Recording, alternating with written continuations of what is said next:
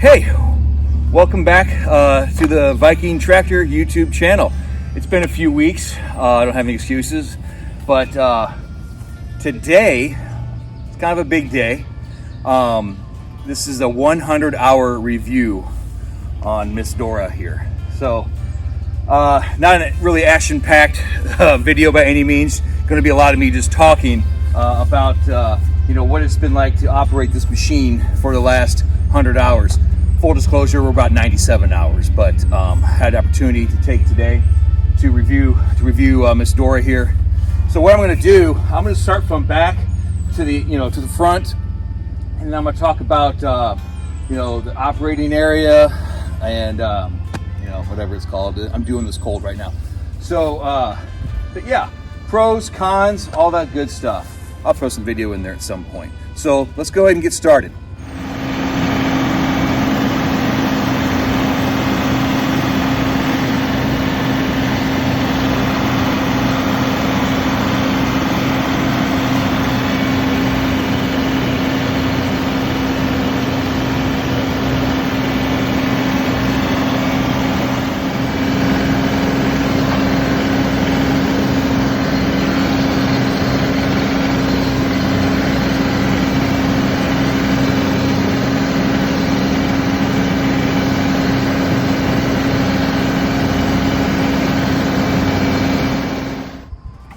So, starting at the back here, I want to talk about the iMatch quick hitch system.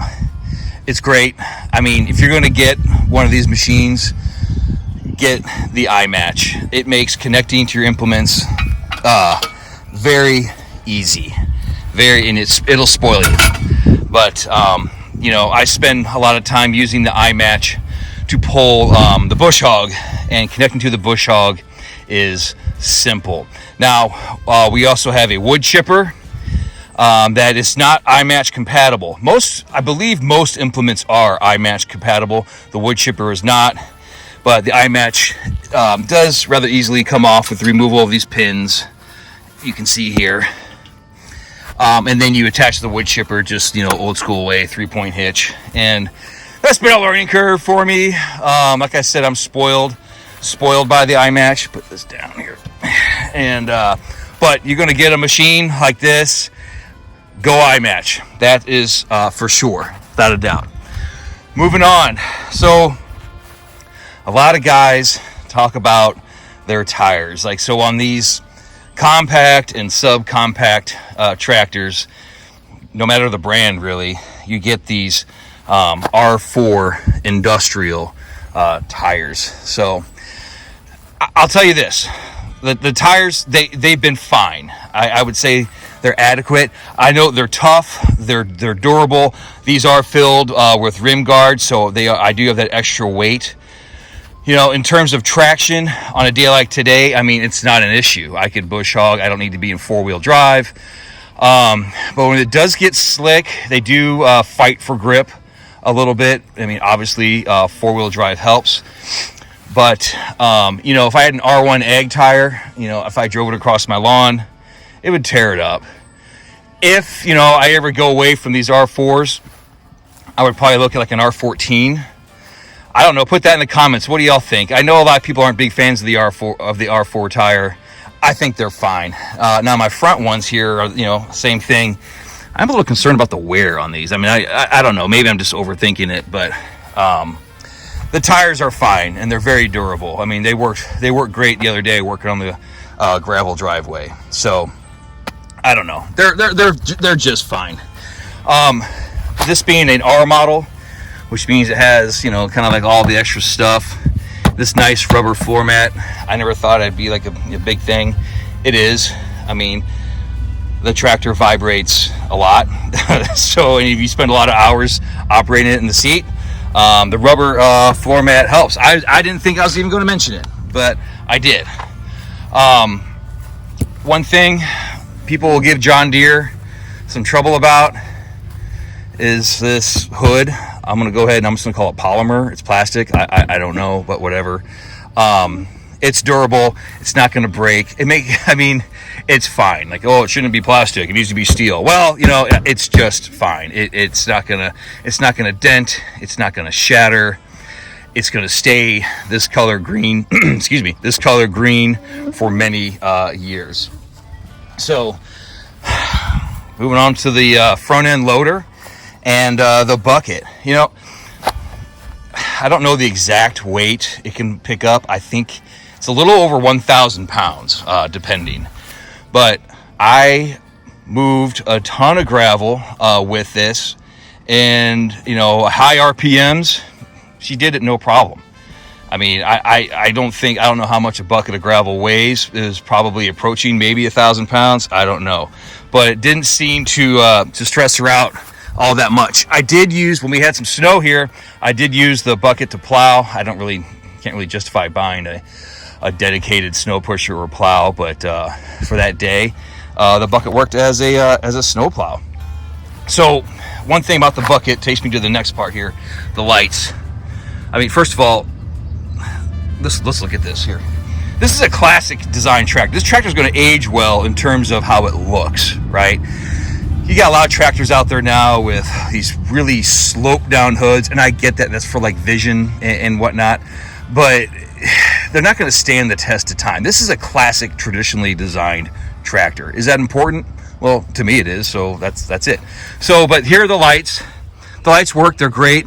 However, one thing I have noticed, that if I'm using early in the morning or later at night and I have the bucket up, it's right in front of the lights. So if I'm doing loader work at night, it's a little bit of a challenge. Now I do have these lights here also, but they hit right here on the loader system. So, it's fine. It's fine. It works fine.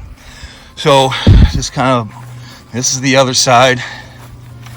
Here's our exhaust right there. Regen. I don't really have a problem with the regen. I wish I didn't have to do it, but I have had 97 hours now.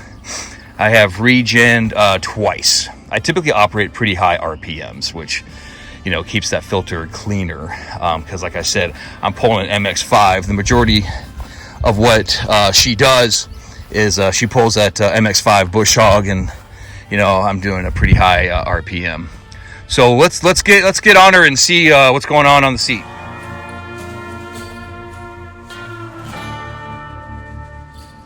All right, so the operating station. It's comfortable. Like I said, again, it's an R model, so I already touched on the floor mats. You have your front end loader control here, which is very easy to operate. My arm just rests on the armrest, and I can do everything right here. Pretty. The seat itself is very comfortable. I spend hours in this seat, so it's very comfortable. Gauges are clear. I do like that we do have a fuel gauge. Some of them, I think they're up on the hood, but this one is right here. Our RPMs and our fuel level, our diesel fuel level. Throttle right here. You do have this, I'm not sure even what it's called anymore, but if I put it there, it works similar to a car or truck. I just give it, I use the foot pedal here, and it makes it go, faster or slower. I prefer to do it manually and just control the throttle here, control my RPMs that way. Speaking of the pedals, it's pretty easy. Forward, reverse, forward, reverse. Being a compact tractor, it is a hydrostatic transmission. It works great. I have no complaints on that. Brakes, you have your left brake, you have your right brake, and I have them tied together. If the reason being, if I hit my left brake, that'll brake the left tire only, and I can make some pretty sharp turns. Same thing, obviously, with the right. But for the majority of my work, I just keep them tied together. And here is your e-brake. And then here is our transmission lever. You got neutral, you got high, and you got low. When I'm just driving around, if I'm going to the filling station, or if I'm doing very light work, she's in high. Bush hogging, moving gravel, low. And low is good. This tractor has tons of power. I wouldn't mind a medium, if whatever it would be called, I don't know, but it's fine. And here is our PTO. I don't run anything mid-mount PTO. Everything I do is on the rear PTO, but it's there if I ever need it. We're going to keep moving along. Here is my diff lock. I have used that a few times in some deep mud and ruts, and even in four-wheel drive. It just kept spinning, so the diff lock really got me out of some jams. I like the diff lock a lot. Easy to operate, foot on, foot off. Here is the mechanical front-wheel drive, which makes it four-wheel drive, but it's called mechanical front-wheel drive. Great. I love it. I couldn't have a tractor without it. Sometimes it is hard to get in and out of mechanical front-wheel drive, though. But that's the only complaint. I mean, most of the time it's in four-wheel drive, so it's fine. Let's see. PTO switch. I don't have the mid-mount mower, so I don't have all that stuff for the mid-mount mower. I don't need a mid-mount mower. 3-point raise and lower lock for both the front end loader and the 3-point. And you got a drink thing for your drink. I don't know what this is all about again. Must have been another firefight. Weird stuff. What I tell you, this is the only storage here, and this is just sweat rag. But this is the only storage, so that's kind of disappointing. I have a screwdriver and I got a bungee in there. There is a port for so you can charge your devices, which is cool. But I would like some more storage. And that's it from the operating area. Oh, light controls, hazard lights. This shuffles through your different. It tells you what your filter level's at, your soot level's at, and everything. You can manually do a regeneration cycle, hazard lights, all pretty simple stuff.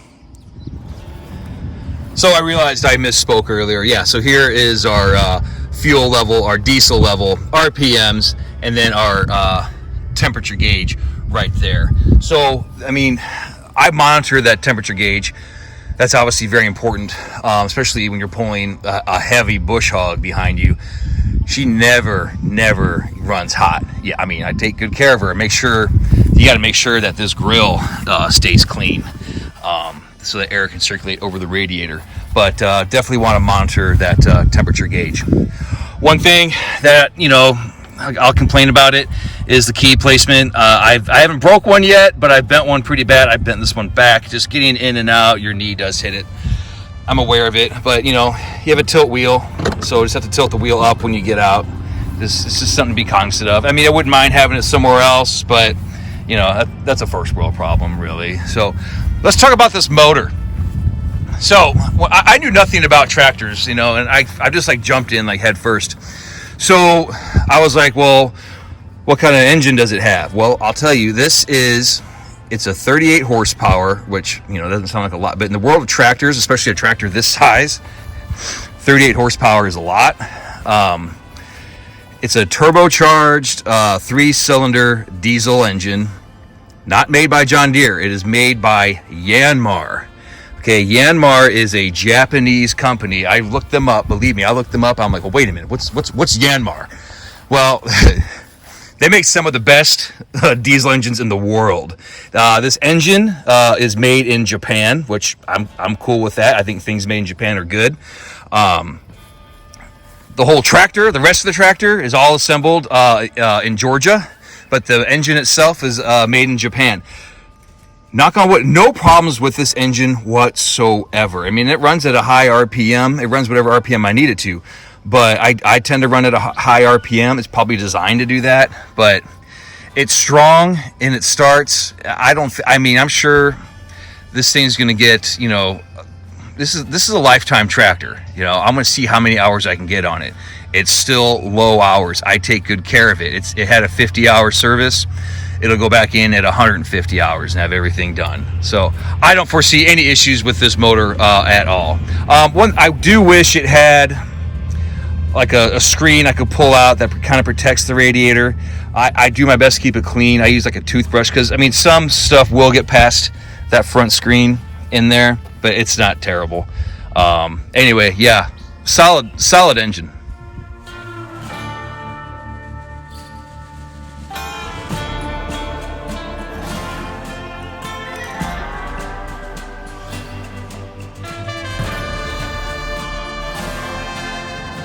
All right, so like the main problems I think with this machine are just operating the mechanical front wheel drive, just getting it on, getting it off. I mean, again, it's not that big of a deal. What else? Some people have mentioned that some of these bolts that come loose sometimes. I don't know, either for the loader or here. I have not had that problem. I think John Deere takes care of it if you do have that problem. It's a solid, really solid machine. That's about all I can. Oh, and the lights from the loader. Not can't really use the lights if you're using the loader. So I could get lights for the ROPS bar up there if I wanted to, I guess. But solid machine. It's my first venture into the world of tractors. I'm hooked. I've made a YouTube channel about it, right? So what have I learned operating this? Most of the time she's pulling the bush hog. Bush hogging is very therapeutic. It's extremely fun to do. I love it. Having said that, you got to be careful when you bush hog. For the people who haven't done it before, you got to really be aware. You got to recon what's in that tall grass. Worst case scenario, there's like a fawn hiding in there. I haven't had that happen, but I've heard that happen, and that's use your mat. That's not good. Fence posts are hiding in there. Logs, rocks, and that will scare you a lot. You hit those, and so you're going to damage your bush hog and damage your tractor too. So you really got to be careful of that. Holes in the ground.